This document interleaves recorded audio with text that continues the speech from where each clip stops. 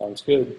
All right. Hi, my name is Mark Lanza. I'm the president of the Motion Picture Sound Editors. Welcome to our Sound Device event for July 7th, 2020. We're streaming only streaming today because of COVID. July 21st, we have a Sound Device event with Actors Mobile ADR from Todd AO.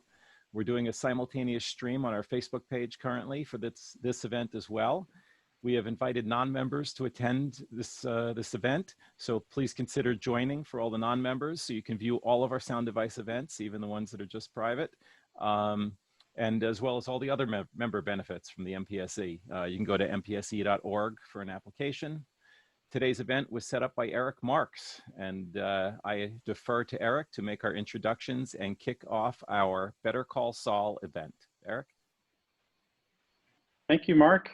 And welcome everyone. My name is Eric Marx. We have two very special guests tonight. Our first guest worked in the music world doing sound design for Trent Reznor, and in TV has worked on shows such as Fargo, The Office, Parks and Recreation, Legion, and Ozark. I'm honored to be joined by Better Call Saul sound designer, Matt Temple. Matt, thanks so much for joining us. Hey, thank you. And our second guest has worked on shows such as Young Sheldon, The Last Man on Earth, Deadbeat, and Fargo. He was also instrumental in us all being here tonight, and I feel very fortunate to call him a friend. I'm very pleased to be joined by Better Call Saul sound effects editor, Adam Parrish King. How are you tonight, Adam? I'm doing all right. Thank you so much for having us, Eric. I appreciate it. Of course. So we're going to kick off tonight's event with Matt and Adam sharing clips from Better Call Saul Season 5 and screen sharing their Pro Tools sessions. Matt and Adam, please take it away. Yeah, so I thought it might be a good place to start by looking at my template that I use for this show. Let me share my screen with you guys.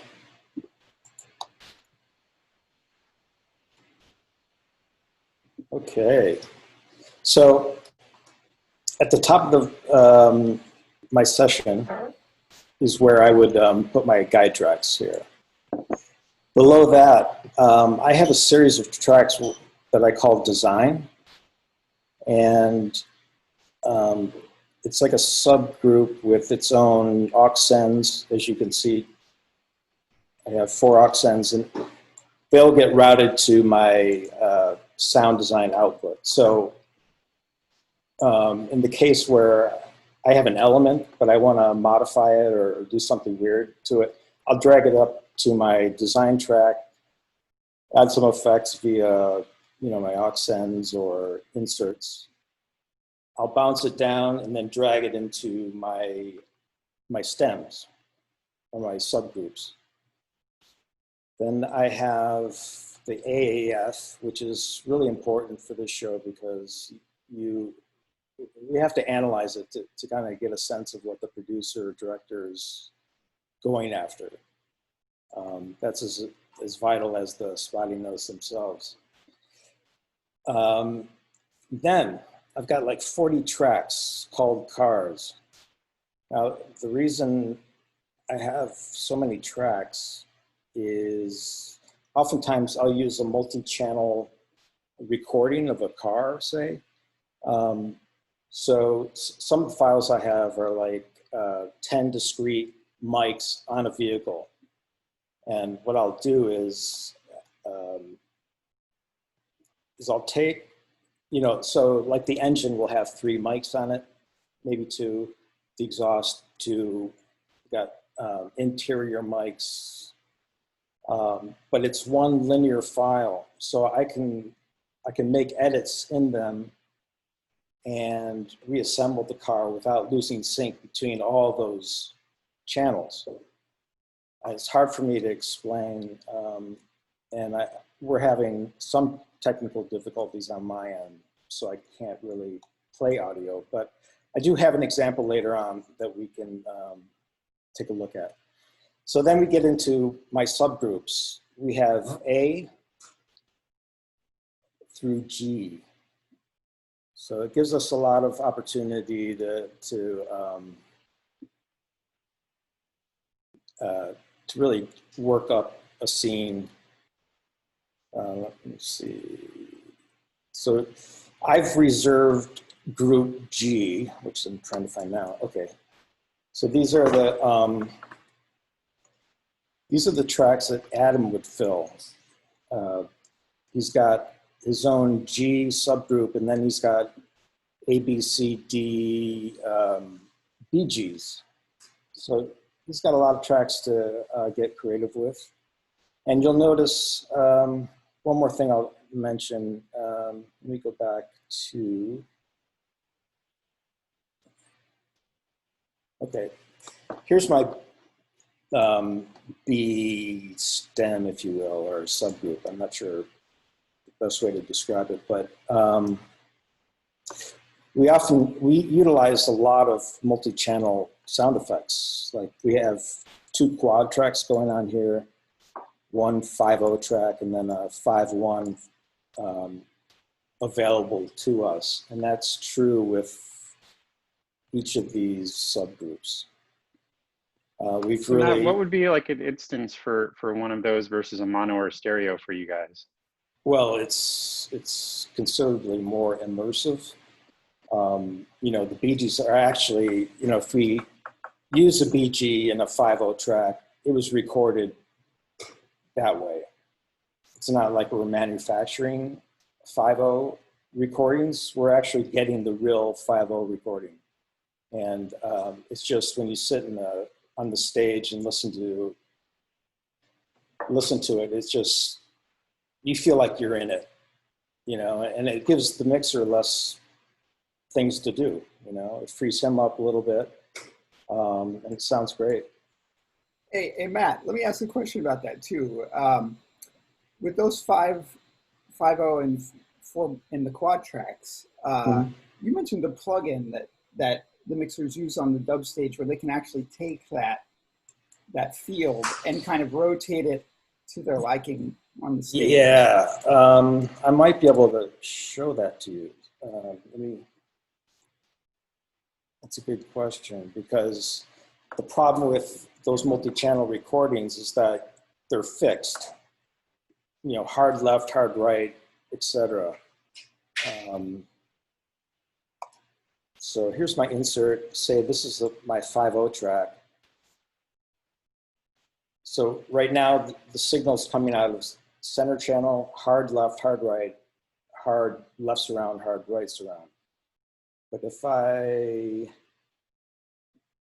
insert, let me see, 5/0, 5/0.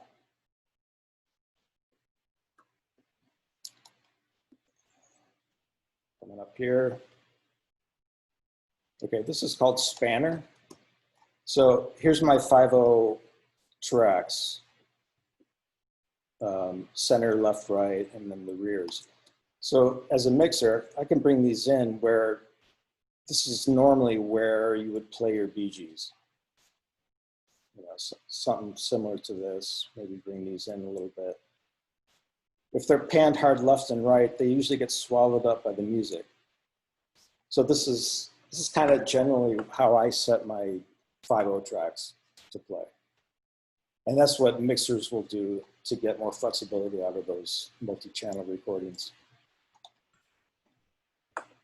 That's really cool. Yeah, so go ahead. Oh yeah, I was just going to ask if anything else you want to talk about in terms of your I/O setup or signal flow or anything before we move to the clips. Well, I'm showing you my edit session. It's not the mix session, but it does correspond to the mix session in that all my tracks are labeled the same as the mixer's tracks, so they can easily import those into their work session. But except for, let's get up here, except for my work design tracks, I forgot what I was going to say, but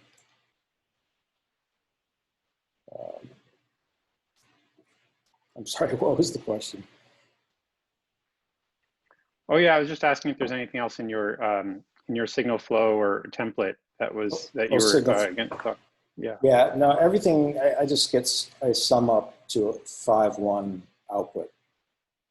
And I'm monitoring in 5.1 in my studio. So these run of tracks here, the design tracks, are all bust out in stereo. Because if I want to do something more elaborate design-wise, I'll create a new session and just go to town. But this is more of a down and dirty way of addressing some elements. Like if it's a surreal, slow-mo kind of thing, I'll drag up some effects up here and modify it so that it is kind of fits that whole vibe.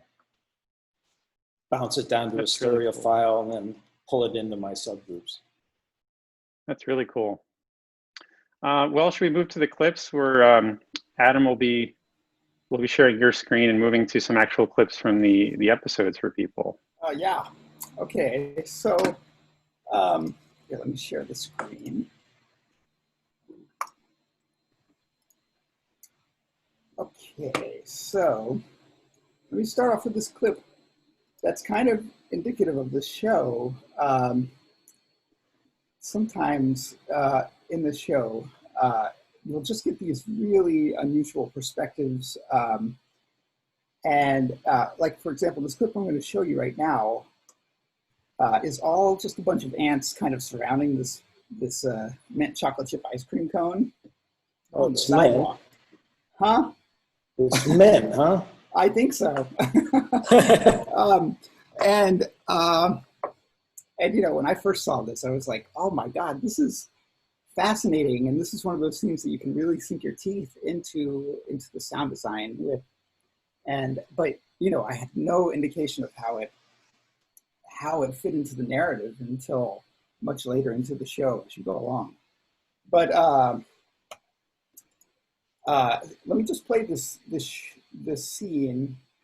I'll kind of scroll through the tracks to show you what's going on where, but there's so much going on so many different of these groups that Matt showed you that you probably won't see everything. So we'll break it down after.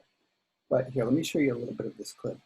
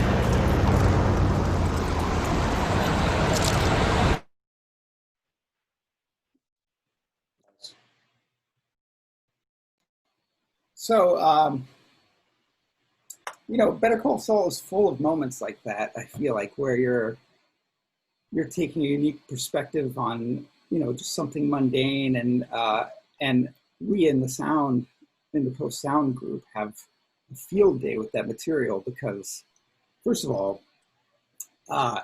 this is a group that I think, really loves experimentation and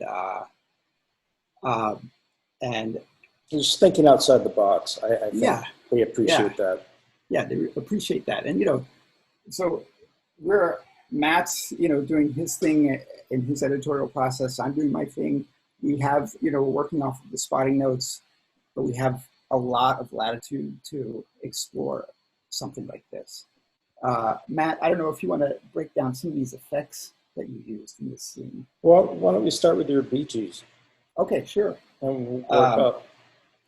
And, for something like this, I personally don't have anything in my library that is labeled ant perspective. So, so let me show you guys. Let me share this again.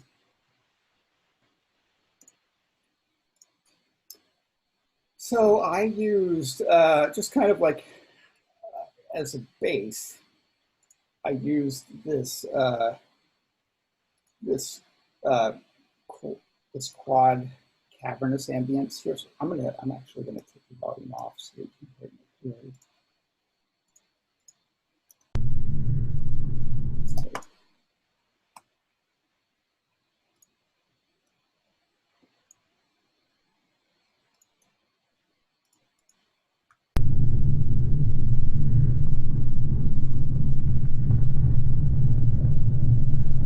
I, for some reason, just kind of pictured an ant's world to be very reverberant.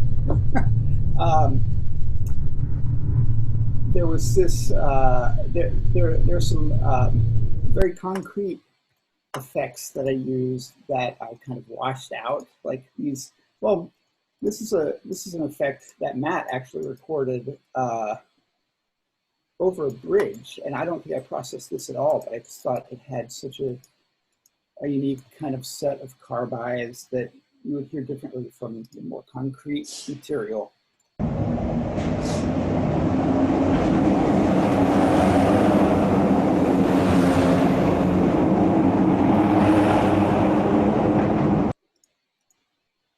lot of cavernous stuff.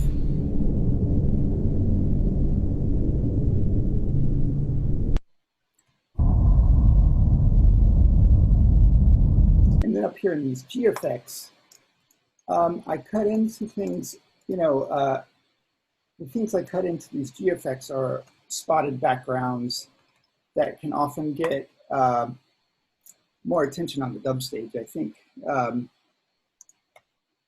they're separate from the rest of the kind of blanket backgrounds. And, when I get the opportunity, I try to work in some sound designy stuff. I pictured what the footsteps of the pedestrians would sound like to these ants. So there's kind of this more bassy thing, and then this crisper thing that starts building as we get closer to and as the scene gets more chaotic. And then,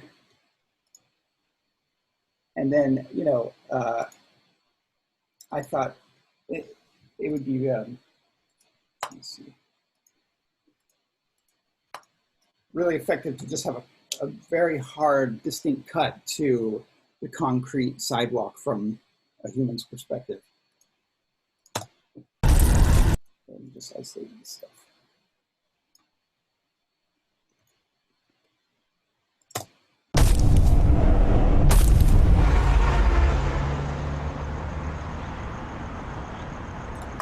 And, the Foley takes it from there with the footsteps, I'm sure. Mm-hmm. It's interesting to see what gets played and what doesn't as well. I think we put together a lot of things, and, on the dub stage, understandably, they dig through all of this material and use, the collection of sounds that's most effective with everything else. So actually, we could play the final mix for you guys afterwards as well. But Matt, you want to break down these effects that you put in here? Yeah, let's see. In our subgroup A, I start out with like a tonal element And because initially when we got the picture, I was told that there was going to be no music. And so I had the liberty of using some musical or tonal elements to create this sequence. The first one being, the top track you got there. Very similar to Adam's stuff. Now, I told a story about how I got some of these sounds. I went to the Salton Sea, if anybody's ever been there. It's just like a dead body of water, and it's surrounded by what the beaches that used to be pristine are now just covered in this salt. And there's these little crystals the size of maybe, I don't know, popcorn kernel. And if you squeeze them, you get a very insecty, gritty sound out of them. And so I filled up my cooler that I had with me full of this stuff, and I had it in the Foley room for years. And I pulled it out and just recorded a bunch of stuff and processed it. I think the other... where is that track here? You know, it's been so long, I'm not sure. Yeah. I think it's down in the B subgroup. I could probably, it's either the Sentinel sound design or maybe the Larvae track. Oh, let me play this.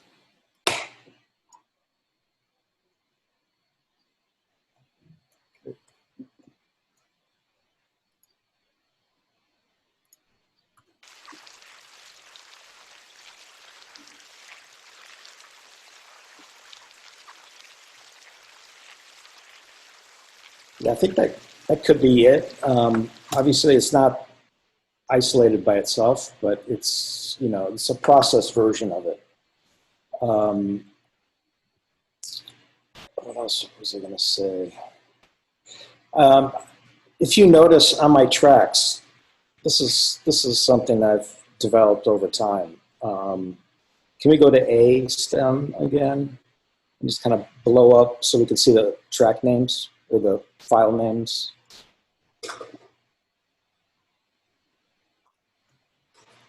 Yeah, so anything that I have that's labeled SD underscore, those are things that I've created and saved in my own special folder called Sound Design, which is what the SD is.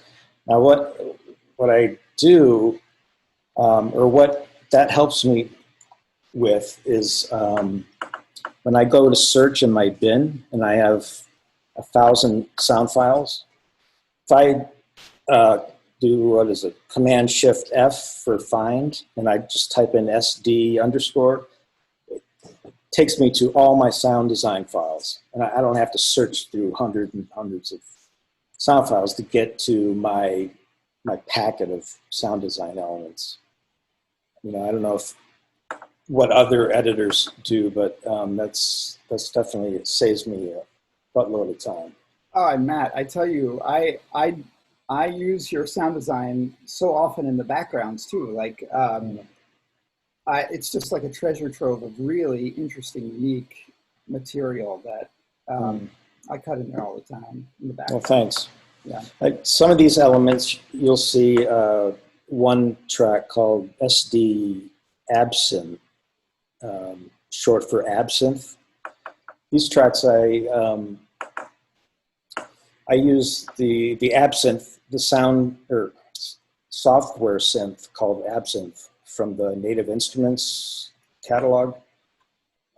So I use a lot of, you know, musical instruments to create some of this stuff. Yeah, I think that covers that clip pretty well. Yeah. Well, Matt, your background is in experimental music composition or something like that, right? Well, from Berklee College of Music. Yeah, I came from Berklee, and my goal was to be in a touring rock band and become rich and famous. So that didn't pan out so well. But as a musician, though, the whole editorial and sound design, it just comes, well, for me, it just came naturally. The transition was easy for me. I just had to get used to the terminology. And, you know, when I came out to LA in '97, I knew Pro Tools in and out, but I had no clue how to cut an effect.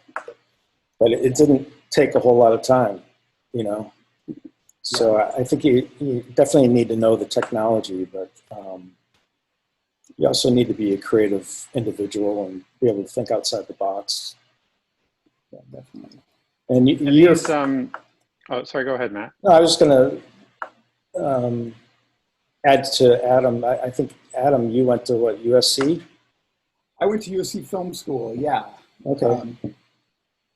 But, you know, I studied painting throughout undergrad. I was focused on painting my whole life until I got to USC. And I kind of assumed when I went to USC that I would wind up in a visual field. But, you know, just dabbling in sound in like Midge's class, for example, and I mean, it just like really ignited an excitement for that field for me. And it was pretty clear early on in that experience that that for some reason that seemed more similar to my creative process in painting than, say, cinematography. Like, I have my whole palette of sounds to play with. I'm kind of working in isolation in a quiet environment, and you know, you're just kind of adding layer upon layer and experimenting and seeing what works. But back to your music background, I've really found it valuable to consider sound design from a musical perspective. So when I'm working on backgrounds or whatever, I really try to conceive of it emotionally, and I try to understand, first of all, what my instrumentation might be in a given scene, what tools I have to work with, and what kind of emotional impact they may have. And then I try to consider where the crescendo might be, where you know, where it should be syncopated with another element, where it should be like counterpoint to the music or play along with the music. And yeah, and that perspective has really helped me in these past number of years when I focused on sound design and effects and backgrounds and things like that. Yeah, well put. All right, it's really cool.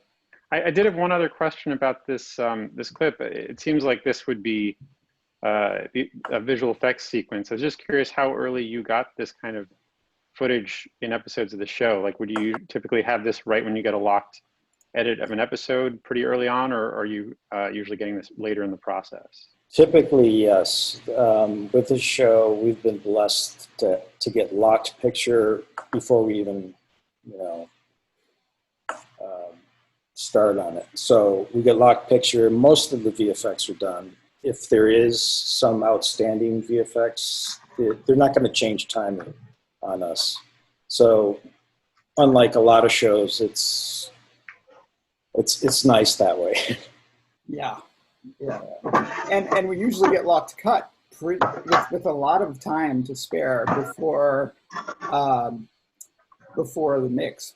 You know, wouldn't you say, Matt, like at least a couple of weeks to work on our various and it project?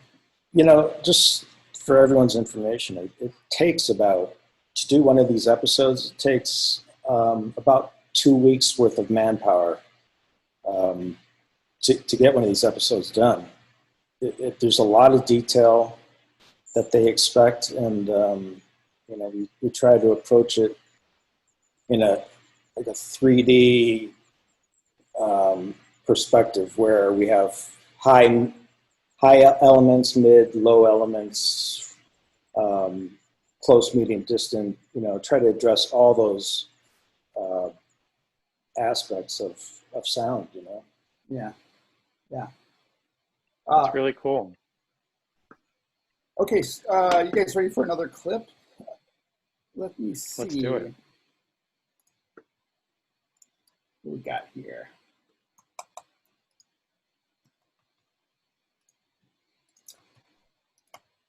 Well, you know, this is an interesting detail. It's all about Matt's the personality he puts in inanimate objects like Saul's car. So let me just play you this small little excerpt of Saul's car pulling up.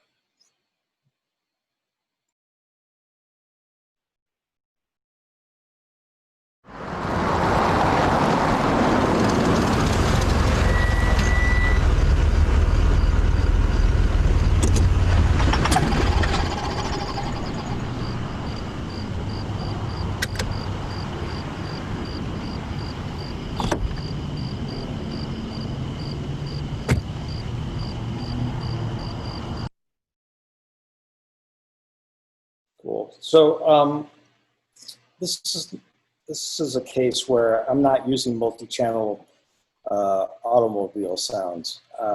In fact, it's a potpourri of various elements, various cars to create that kind of, it's not, I guess it's a jalopy of some sort, but you don't want to go too far or else it'll sound cartoonish. So I've pulled elements from various vehicles to try to create Jimmy's car, you know, which reflects his personality. And in fact, everybody in the show has a distinct vehicle and distinct character. And each vehicle I try to address as a character itself, you know, that corresponds to the character, you know, the actor.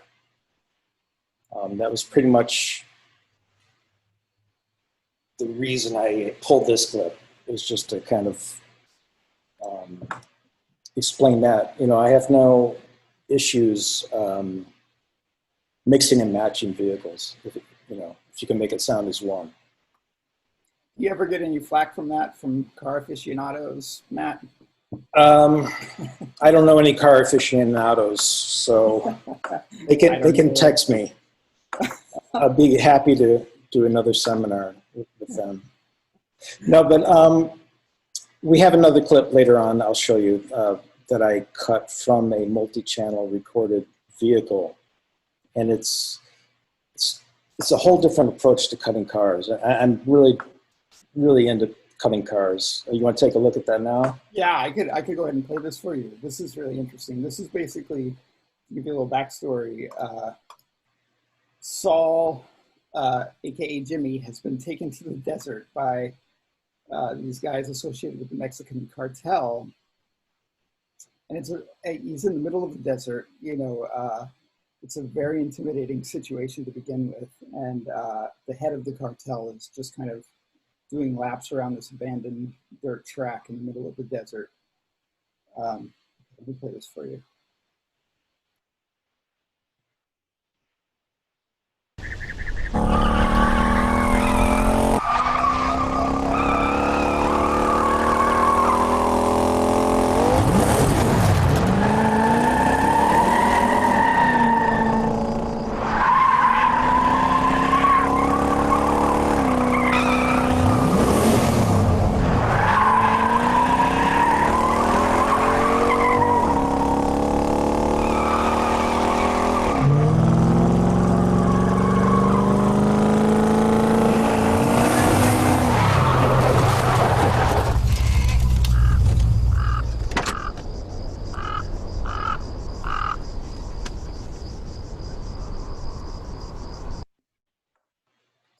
Yeah.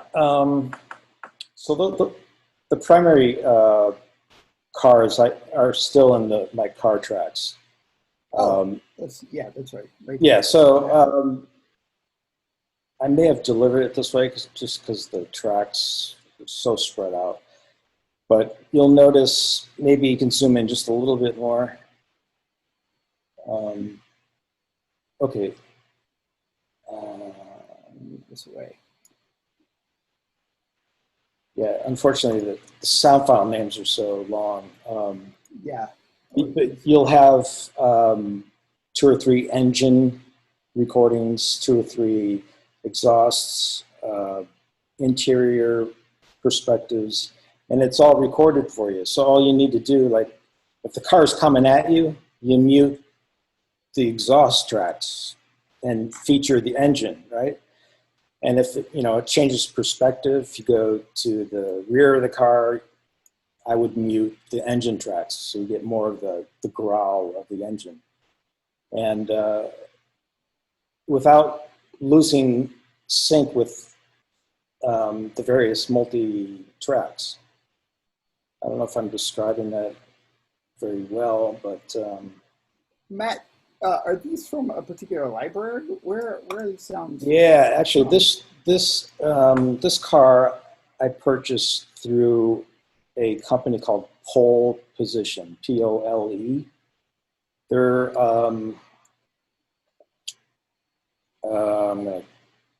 I think they're from Sweden. I think they'll hold me to it, but yeah, if you ever need a specific vehicle, they record their cars with like 10 plus mics. So you have every possible perspective available to you. The libraries are not cheap, but after I got used to that whole editing process, it becomes a lot of fun, and you can, they give you enough of that vehicle that you can compose a pretty convincing,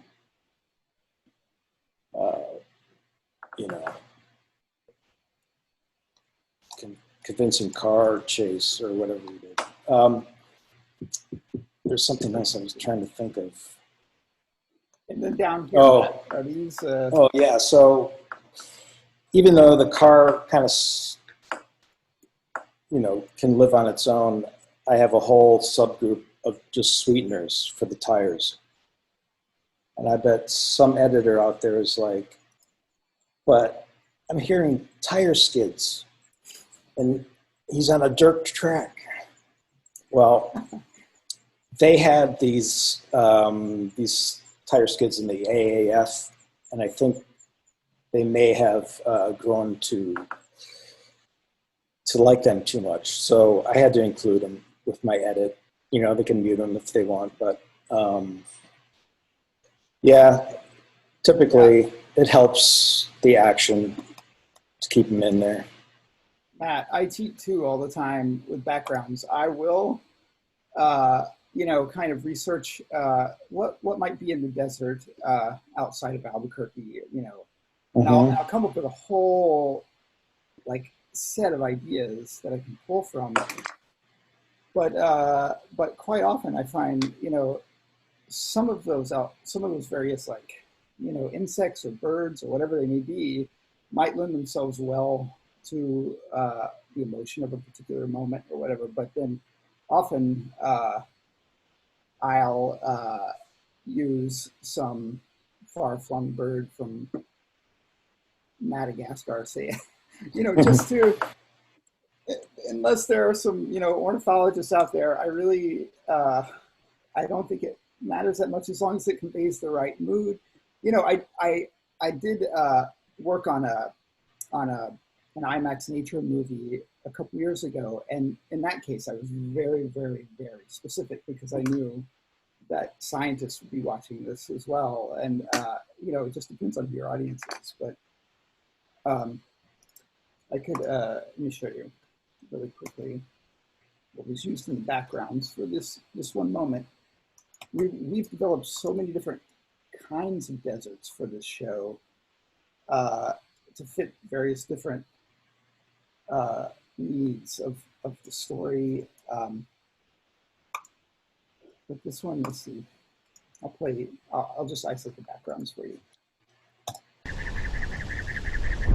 Let's see.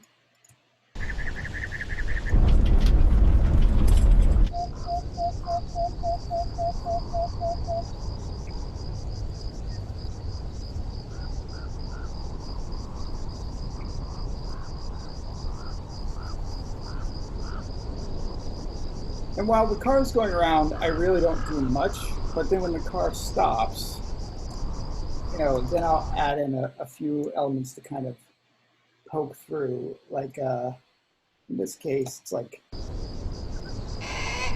a vulture and ravens. I've been accused of overuse of ravens and magpies and birds of that whole family, but I just love those birds.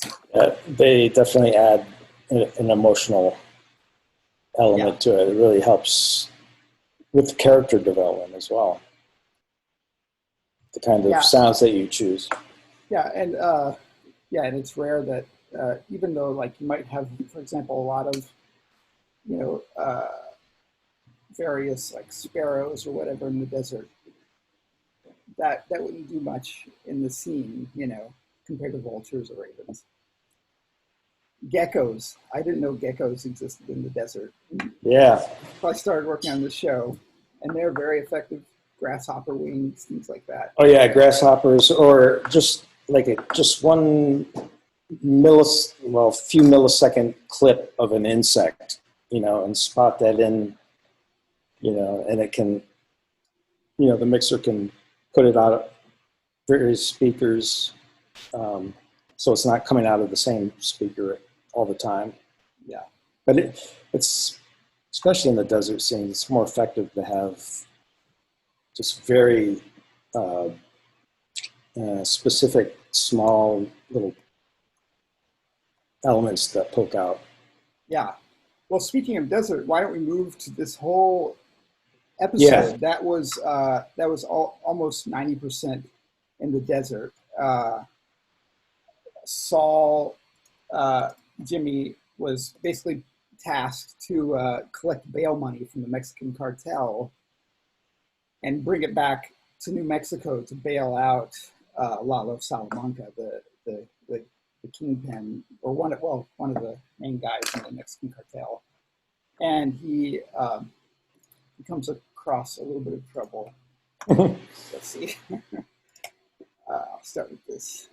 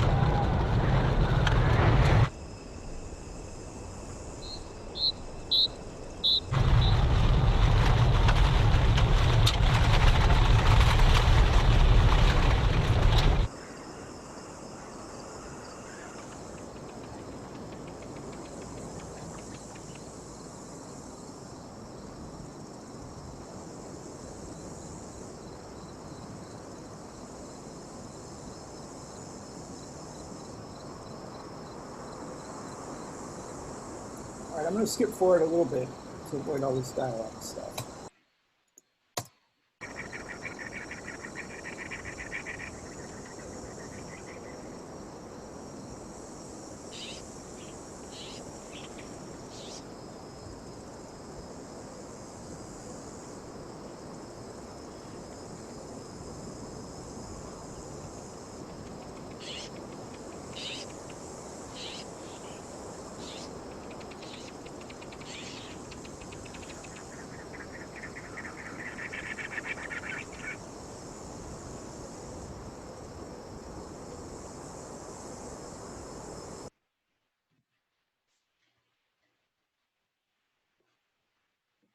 I think you're muted, Adam. Okay, let me do that again. I had the effects solo. I mean, unmuted. Well, you know what? While you're there, I just wanted to mention that the effects don't play, I mean, aside from the cars and the shootout, the desert scenes are pretty much Foley and Bee Gees. those are the two elements that really carry these scenes. And the Foley's really good. I just don't have the tracks. I know. I wish we had the Foley here with us. All we have Yeah. are the hard effects and backgrounds and sound design. But here, let me play you this one area with the effects there, actually.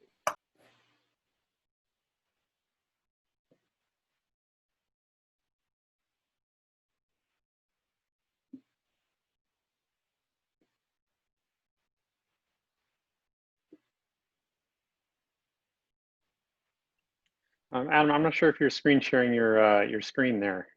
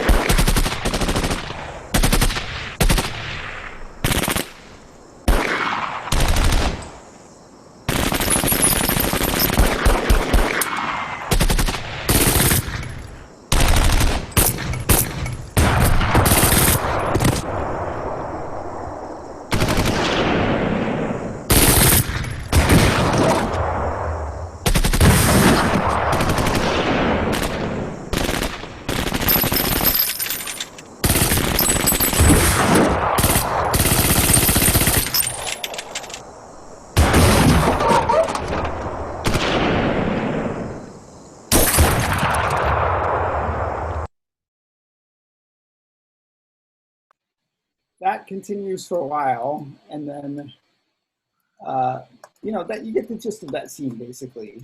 Matt, I don't know if you want to highlight anything in the effects there in particular. Not really. It's pretty much your standard gunfight, car chase kind of thing. Yeah. And as you notice, I think on the first few gunshots, the character gets shot before you actually hear the gun fire, which is kind of a Breaking Bad thing that carried over into Better Call Saul. Anyway, yeah, that's all I have to say about this scene. It's really, again, it's about BGs and Foley to really get that sense of desolation. And yeah, in that light, let me show you guys. Now, this is an episode that Matt, maybe you know who cut this together, because I didn't work on this particular episode, but whoever it is, I thought did an amazing job with this montage of desert material kind of traveling, over the course of a long, hard day in the desert, and just indicating that the different spaces, the different times of day. But let me play you guys this selection.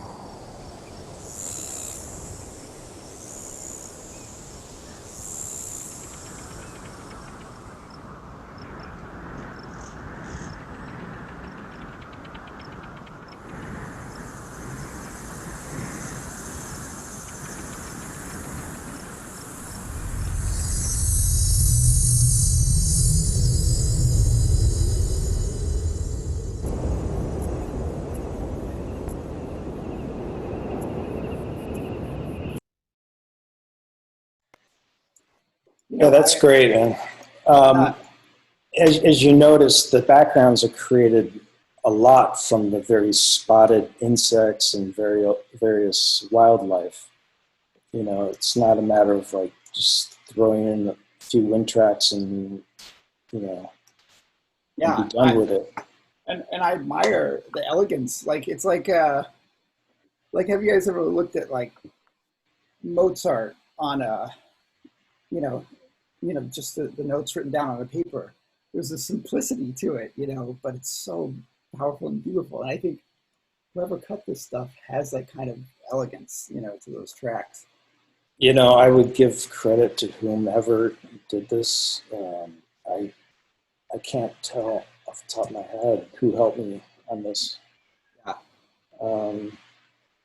So I apologize to whomever should get that credit. But yeah. Yeah, what's especially striking, you guys touched on this, but just that it's not one long sound playing for a lot of these instances. These are like spotted effects that you've placed very carefully, moment to moment, as to which ones you're hearing. I think that's... Yeah, I think that's what the producers expect. They don't want just a few linear tracks. You know, they want depth, and they want, very intricate sounds. Yeah, it takes a lot more time and a lot more thought, but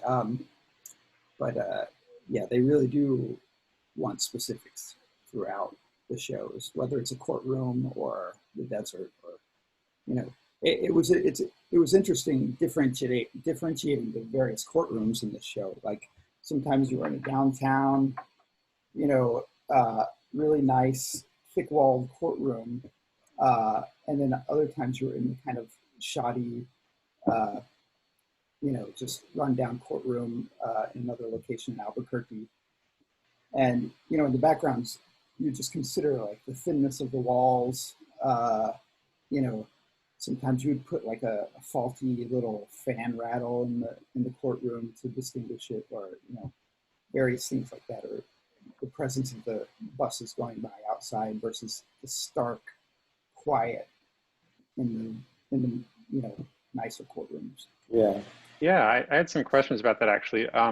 But yeah, maybe if we can get to one more clip. Did you guys have any? If you had to pick one more clip to present, well, Matt, why don't I play something from the finale to just conclude it? Okay. Yeah. How are we doing on time? Doing okay? I think we're good for one more. We're okay on time. Yeah, we have room, time for another. And by the way, some people on Facebook were wondering if you deliver automation in your sessions. The only automation I deliver is volume. Panning, with all this intricacy in the editorial, it's just not time to pan everything. So just volume. Volume's important. That's the same with me too. Yeah. I just focus on volume. Sometimes Matt and I think we both process material, say subjective material, if we want it to sound a very specific way, through various, modulation or reverb and things like that. Right, Matt? I don't want to speak for you, but I do that sometimes. But then I'll also provide the source material so that if the mixer, maybe wants to take that idea in a different direction, they have the original file to play with. Yeah, the other thing, if I could give advice, I don't know my audience so well tonight, so I could be speaking to the choir, but instead of giving 10 tracks of options, it's really important to just pick the right sound initially, instead of trying to make a sound out of 12 different elements. I mean, the mixer's not going to know what to go for. Might eliminate some of the nice sounds that you pulled, but the same with backgrounds. I mean, you just got to do it with conviction, and Yeah. And also, there was a question I was asked about, I wrote it down here, but I'll let you go on. Matt, in that regard, though, how much time do the mixers have on this show? Well, because that's a big factor, right? I mean, about how. Yeah, you're right. You're right. Yeah, well, these are big shows, and the running time can be 50 to 60 minutes, depending on the episode. So there's a lot to do, a lot to accomplish. Yeah.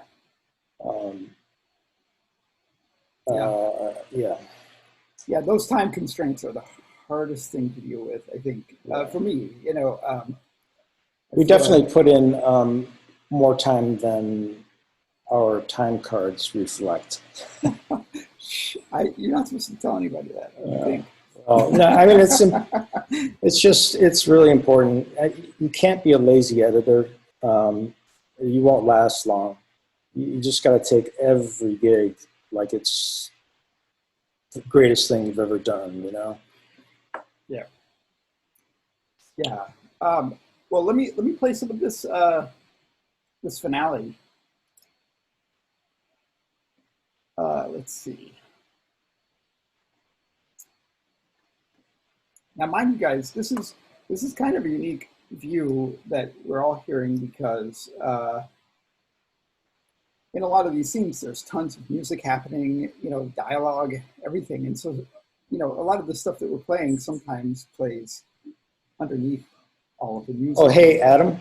Yeah. I didn't answer your question. I think they have like 3 days to mix the show.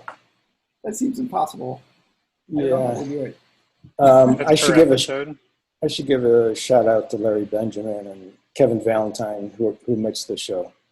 They are pretty brilliant, if you ask me. Like, I've heard some of the final versions of what they do with all of this material.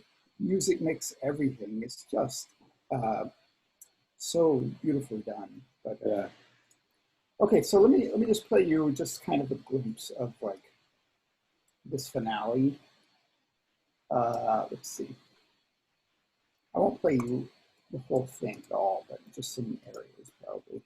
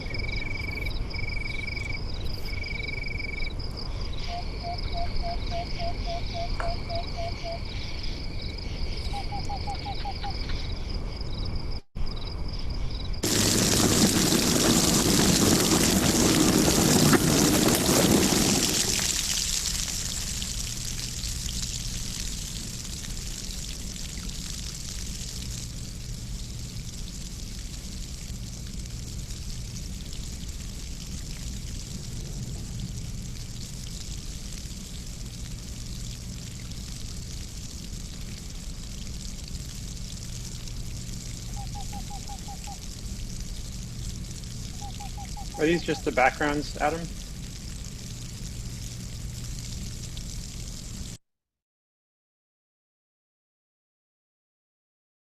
Eric, I think you were muted. I think this is everything, but maybe, let's see, let me just start around. Okay, no, it's everything. I just don't have all the material from the episodes. Let me start from around here. Okay.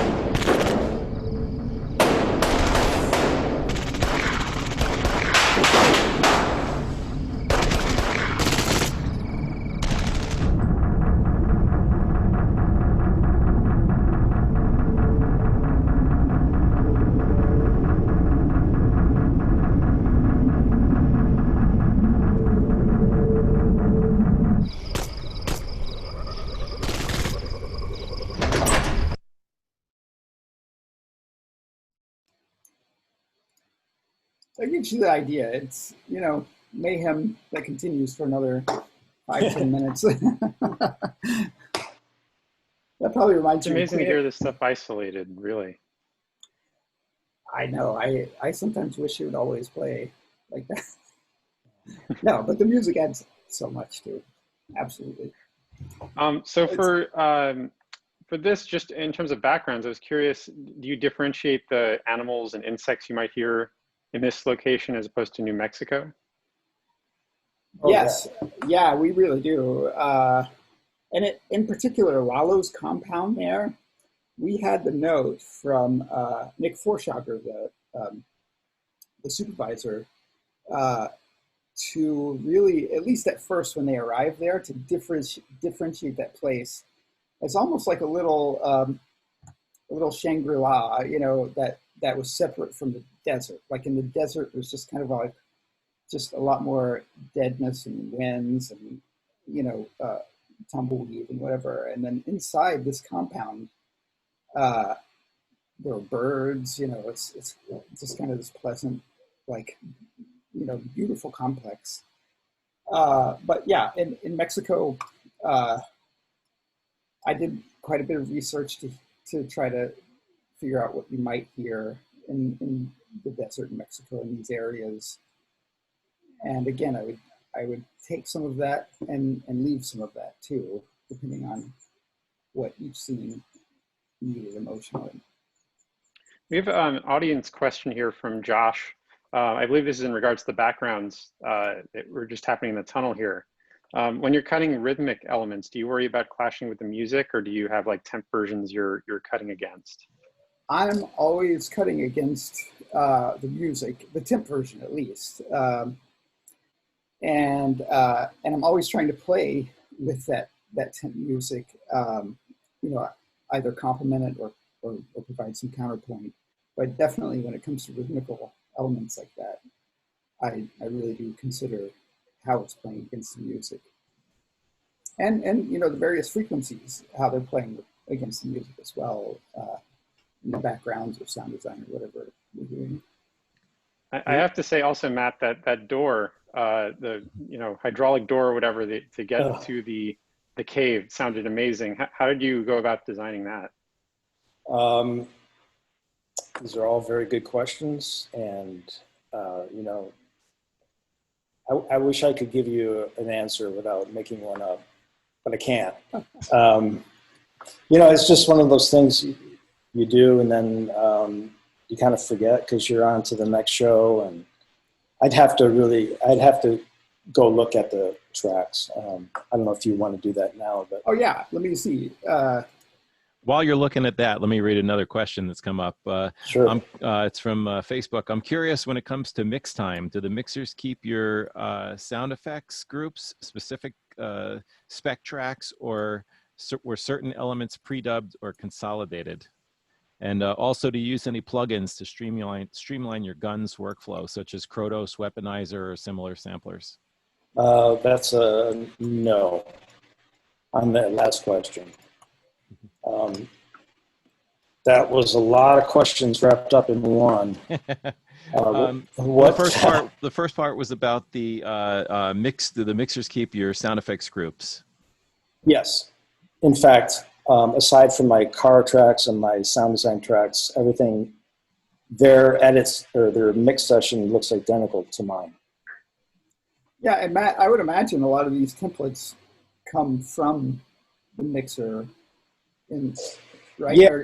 Or at least yes and no. I mean, not many mixers are familiar or expect multi-track recordings. So that you know, the mixers accommodated that for us. Yeah. Yeah. Here's the door, I believe, guys. If you want to see, oh my God, I think that's all door. Let me solo.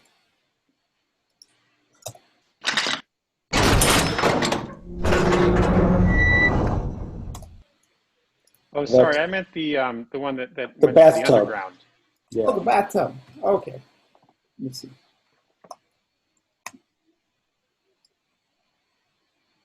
Although that sounded amazing too. Of course it did. Okay, let's see. It's around here somewhere.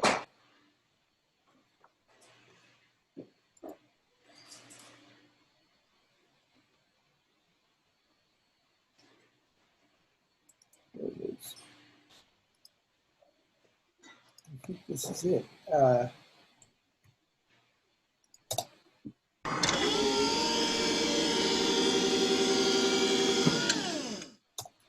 Yeah, it's something as simple as two servos Yeah. working together. And I should give a shout out to Adam Coppold. I think he's the one that helped me out with this episode. Okay, there are these elements as well. Let's see. So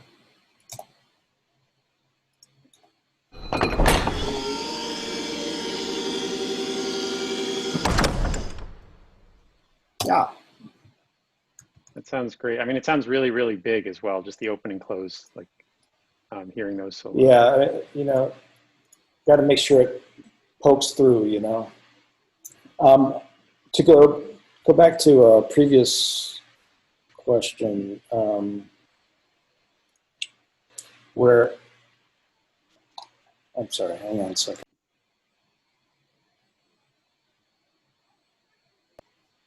Okay.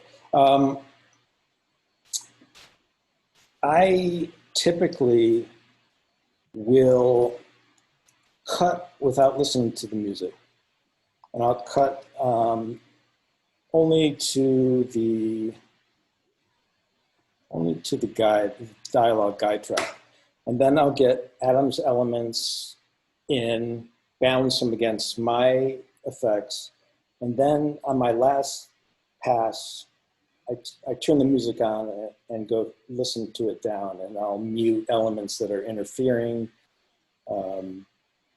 just rearrange a few things. But it's not a lot of work, but it's just kind of weeding out unnecessary elements that might conflict with the music.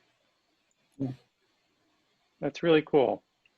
Yeah, a few questions for you as well. I was curious, just, you know, the writing on this show has always been amazing, and the characters are really, really well defined. I was just curious in terms of sound, you know, what your driving force has been as a team. You know, what your overall creative direction is that you take as an approach to the show. Well, you know, I don't recall ever getting a directive in terms of, you know, we want this. It's just kind of, we share the same aesthetics, fortunately. And yeah, that's pretty much all we go on, that and the spotting notes. yeah. I think that's right. I mean, we have kind of minimal spotting notes. Some of the spotting notes I think are really fascinating to me because, like, you know, I guess it's Nick, right, who sits down with the directors. Yeah, Nick and or one of his associates. Yeah, and they're really, and some of the notes are kind of abstract and really interesting too. Like here, you know, the backgrounds should kind of provide the musical thrust, or you know, things like that. And when there are notes like that, it's really exciting to just kind of, I mean, yeah, I think, understand that we're all kind of on the same page, you know, right. aesthetically. And I should just, you know, just say that, you know, the backgrounds, I just know a lot of editors that don't take it too seriously. You know, they just throw them in and they're on to the hard effects. I just think BGs are just an art form in itself and highly underrated. Highly You know, underrated. I think that's a really good point. And I actually, in regards to this show in particular, I noticed that it's a relatively quiet show. Like the dialogue is usually pretty slow, and there are lots of these long, elongated pauses in between sentences and conversations. During like quiet moments like this, do you always cut in spot effects, or do you sometimes let things just sit uncomfortably quiet, or like how do you make that distinction when you're cutting? You know, I do. oh, Yeah. go ahead. Oh, yeah. I mean, I do. I tend to cut in spot effects, but sometimes there's spot effects that that indicate the quietness. You know what I mean? Like, I think it's often, quietness is often felt when you can hear really, really subtle things in the environment, and so in that sense, I do spot in a lot of stuff, especially little things that might get annoying if you played it through the whole thing, but are really effective in moments, like like wind against the shutter or something like that. But also, I cut in a lot more, and then I also realized that a lot of that stuff won't show up in the final version as well, just to have something to play with on the dub stage as well. Yeah, I think the impulse is to fill every hole, but if we did that with this show, it would start to sound cartoony very quickly. Yeah. So it really depends on the emotional content or context. We choose sounds based on what's happening emotionally, and the lack of sound can be as impactful as a car crash, so it's just developing that sensibilities, I think, that make an editor good. Yeah. And there are certain spaces that are just inherently dead silent, and that says something about the space, like a fancy hotel room or something. I think it says more about the hotel if you can't hear neighbors, you can't hear traffic. It's just kind of like this dull, dead, open sound than if you were to cut in a bunch of, what you'd normally cut in like a seedy hotel. It's a very different kind of space, Mm-hmm. Yeah, I also want to touch on just your team's approach to sweetening Foley. So, for instance, for the character of Lalo, he's obviously been a powerful, threatening character. As is, say, like Gus Fring. I was curious, like, do you do extra sweetening by character? Like, do you always do specific things for characters in that regard, or like how do you approach Foley and Pfx sweetening? Oh, that's an interesting question. I'll steal PFX, and a lot of times, they stand on their own. And if not, I'll definitely sweeten them. Or if I don't get the desired result, I'll just go with the effects themselves. But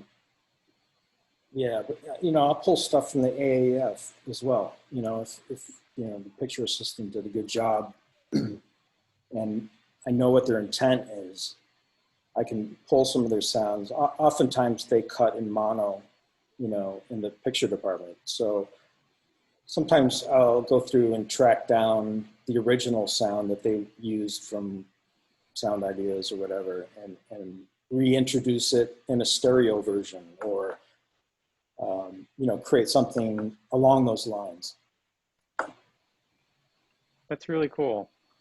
I was also curious, just in terms of character-based sounds, if there were any like signature sounds for characters that you guys have really enjoyed creating, that are like recurring for a character in this show.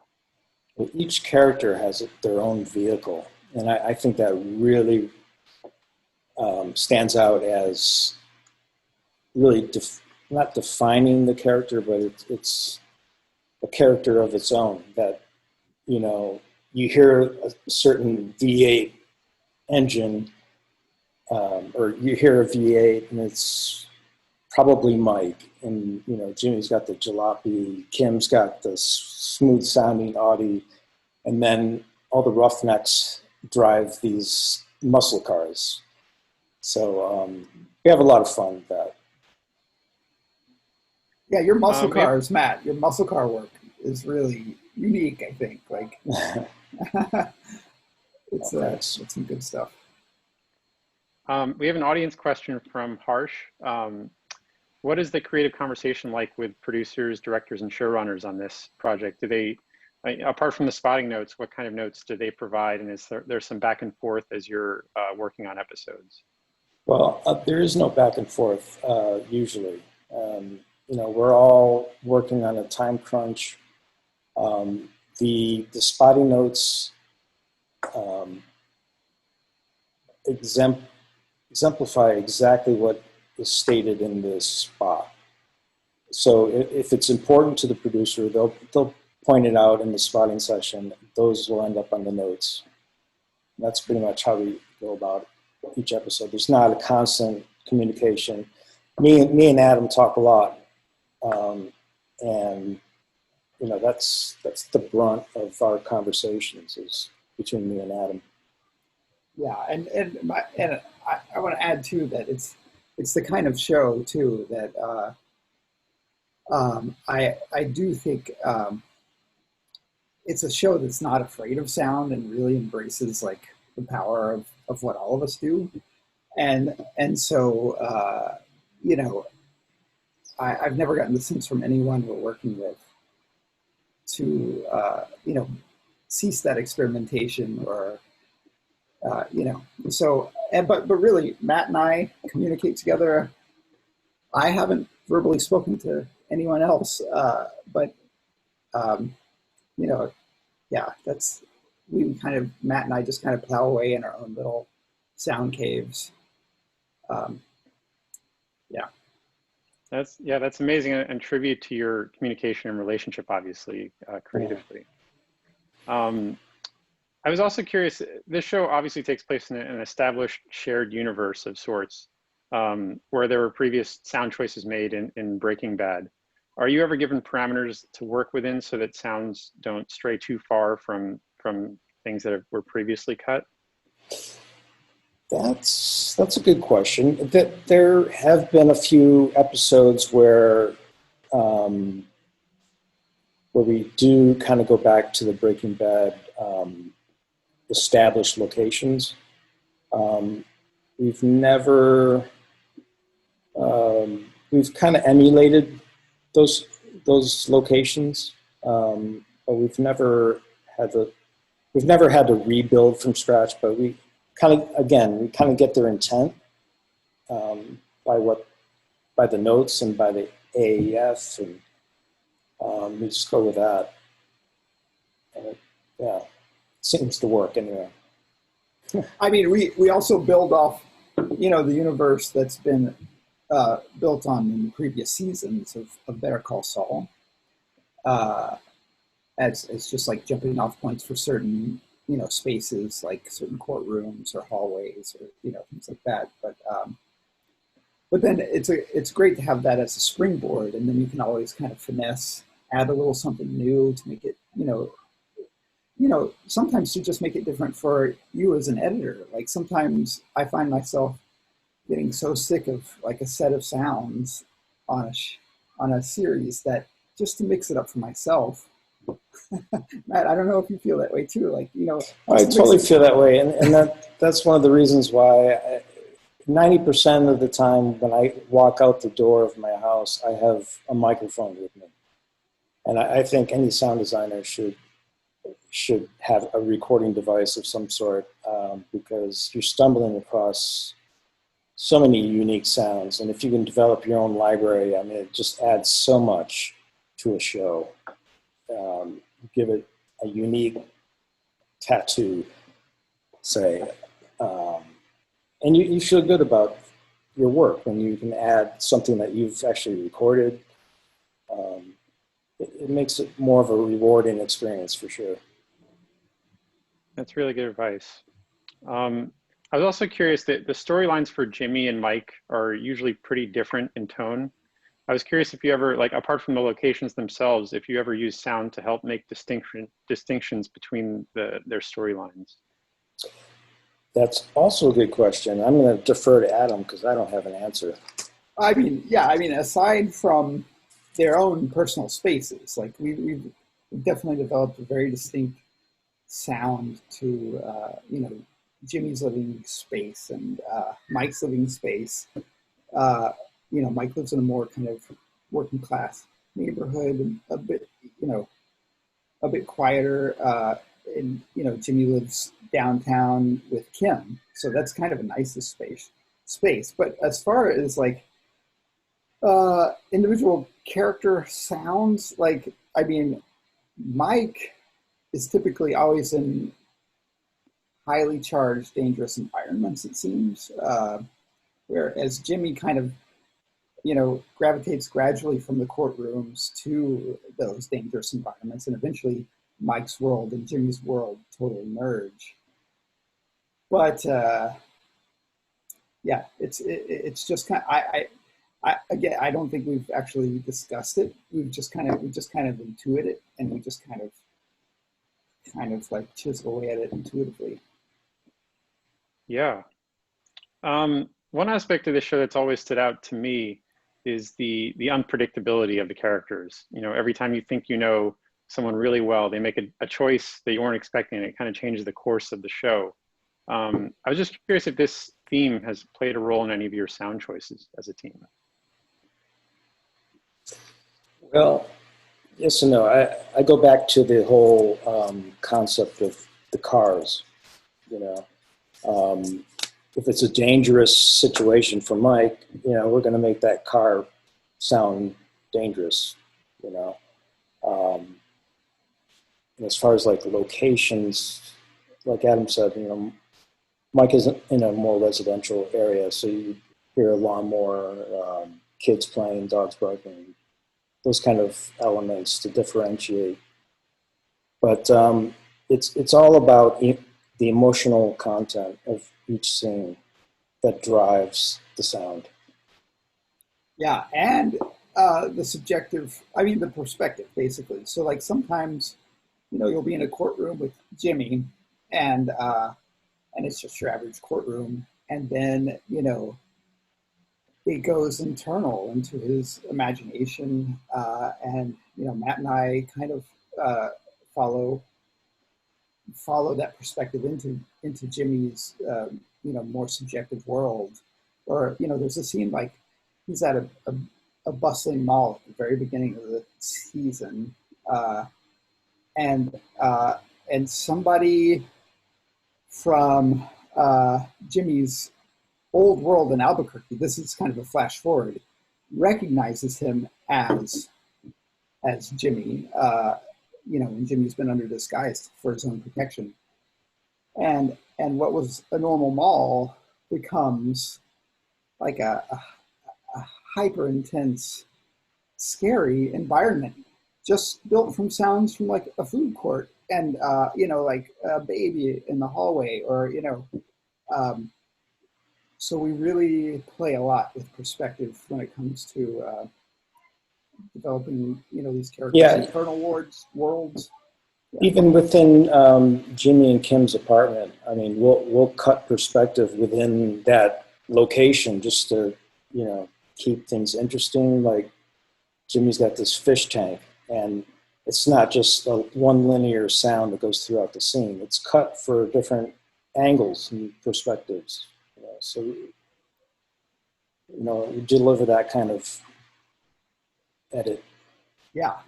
Even within the same space, it seems like they really love these perspective transitions right on the cut. So, like, you might be, over closer to the fish tank in one shot, and then you go over closer to the fridge or something, and there's a very distinct perspective shift. Yeah, and that also helps in terms of these elongated scenes with no sound. That concept works really well for those scenes. Yeah, that's really cool. I had just one more question for you guys. I was curious if there's anything you've learned over the course of working on this show that surprised you. Surprised me. I think I've worked with Matt on a couple different shows before we got to this one, but I consider Matt one of my mentors. I learned so much from him, and just the tracks that he's given me from previous series. You know, I mean, uh, uh, there's so much to continually learn. I feel like every new show I get on, I'm working on. There's a whole new palette of sounds. There's to play with. Uh, there's like, um, you know, I feel like, you know, when I'm 80 years old, I'll still hopefully be discovering very, very new things with each new endeavor that I do. Yeah, I wish I could give you a really heady answer, but I can't think of anything that has like really surprised me. I mean, story-wise, of course, but in terms of sound, you know, you're safe if you play with the emotion. Again, you know, I hate to keep saying that over and over, but it's really the context of a given scene that really dictates what you cut. You can't force stuff in there and hope that it gets played. It's really got to be natural. But as far as surprises, I don't know. I can't think of anything in particular. Sorry. Let me add one thing too. Ever since I saw Barton Fink in the 90s, I just kind of craved material to work on like that.